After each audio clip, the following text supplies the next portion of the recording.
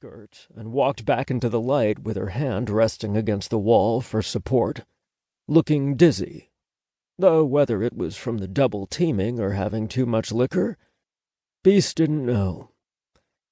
She waved at him and stumbled right after, thankfully grabbing the nearest chair for support instead of rolling into the collection of bottles and glasses on the dirty coffee table.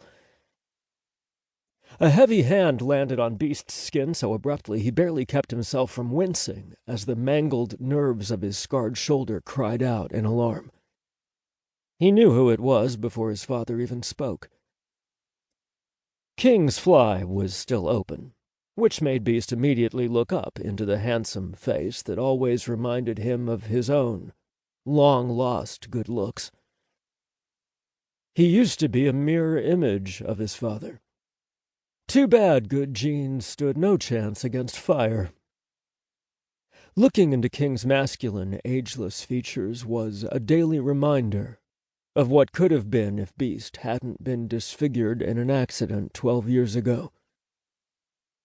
His old man, on the other hand, could easily be one of those hot 50-somethings Hollywood seemed so fond of.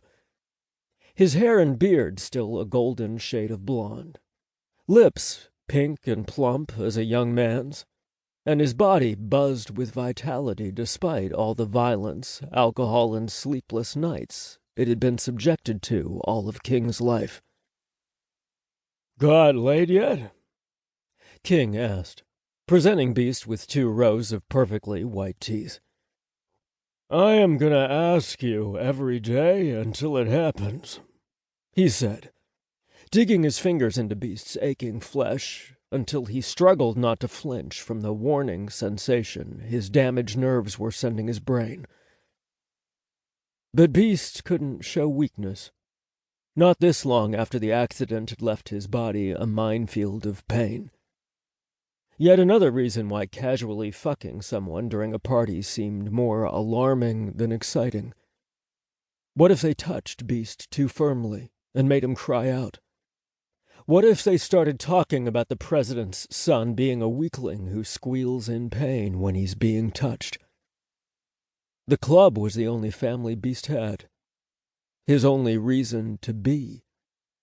And he could not put his position here in danger, because King would not hold him up, worried to fall.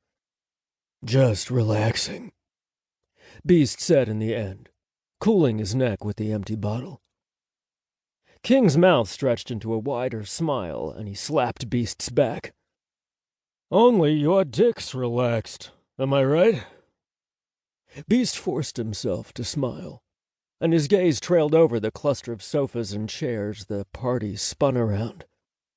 At the beginning of this evening, Beast's closest friend, Knight, and his girlfriend, Jordan, had seemed back to normal. But the mood must have deteriorated throughout the last few minutes because they now sat turning away from each other and alternated hissing over their shoulders. Sometimes Beast considered dipping his toe into finding a regular partner, if there was a man interested in him enough. Because then he could actually teach a guy how to touch him and not have to do it over and over again every time, like he would have to do with every new casual lover. People didn't want to put effort into a heavily tattooed man with burns and a shady life, when there were so many easy lays to be had at the click of a button. And then Beast thought of Knight and Jordan's relationship and shuddered, immediately losing interest in any kind of romance. Being with someone would only bring him more trouble and annoyance than remaining celibate ever could. King groaned. "Are you in one of your moods again?"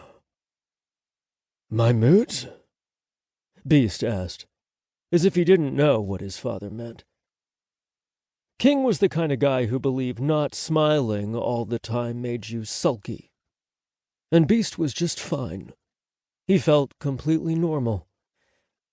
Watching couples who actually had a romantic and sexual connection had only hurt him in the first few months, after he realized he wasn't ever going to have that again.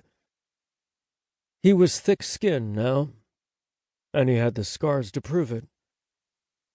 King raised his